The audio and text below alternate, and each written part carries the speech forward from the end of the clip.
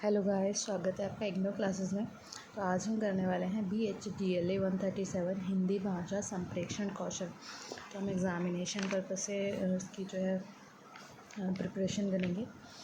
तो इसमें 2 ब्लॉक हैं, जिसमें फ़र्स्ट ब्लॉक में 6 चैप्टर हैं, सेकंड ब्लॉक में भी 6 चैप्टर हैं। ठीक है, तो हम इसके फर्स्ट चैप्टर से स्टार्ट करेंगे। सबसे फर्स्ट चैप्टर है संप्रेषण के मूल तत्व। तो संप्रेषण के जो मूल तत्व आते हैं ना, उसमें संप्रेषण की परिभाषा आती है और संप्रेषण के मूल तत्व आते हैं। संप्रेषण के मूल तत्व कौन कौन से हैं? पहला है संप्रेषण के विविध रूप, दूसरा है संप्रेषण का प्रयोजन, तीसरा है संप्रेषण की प्रक्रिया और चौथा है सफल संप्रेषण। ठीक है, तो संप्रेषण होता क्या है?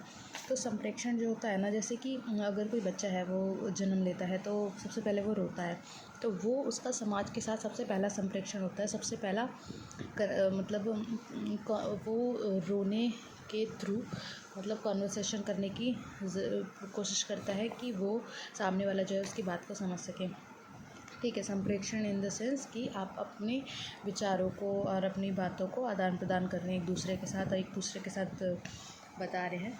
तो संप्रेषण ये होता है। तो उसके बाद क्या होता है कि ये जो चीज़ें हैं संप्रेषण की, वो आजीवन हमारी चलती रहती हैं। बच्चा फिर रोता है, उसके बाद जब बोलना सीखता है, ठीक है, फिर खेलता है, घूमता है, स्कूल जाता है, पढ़ता है। तो संप्रेषण जो है, बातचीत का जो दौर है, वो हमेशा चलता रहता है। संप्रेषण एक संवाद भी होता है और जो हमारी समस्त ज्ञानेंद्रियाँ होती हैं, जैसे कि कान हो गया, आँख हो गया, हाथ हो गया, शरीर हो गया, इस जितने भी शारीरिक अंग होते हैं वो सब संप्रेषण में अपनी महत्वपूर्ण भूमिका निभाते हैं। और जो भाषा होता है वो संप्रेषण की प्रमुख भूमिका होती है। ठीक है, इसके बाद अगर हम बात करें तो संप्रेषण के विविध रूप कौन कौन से होते हैं।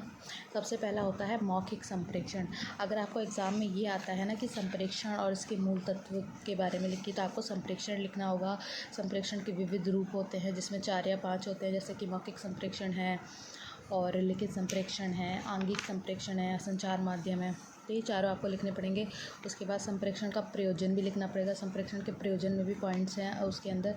उसके बाद संप्रेषण के विविध रूप हैं, संप्रेषण की प्रक्रिया है, उसमें भी जितने पॉइंट्स हैं वो आपको डिफाइन करने पड़ेंगे। उसके अलावा जो सफल संप्रेषण है वो भी आपको उसमें लिखना पड़ेगा। तो ये मेरे ख्याल से अगर आएगा तो ये 20 मार्क्स का क्वेश्चन आएगा।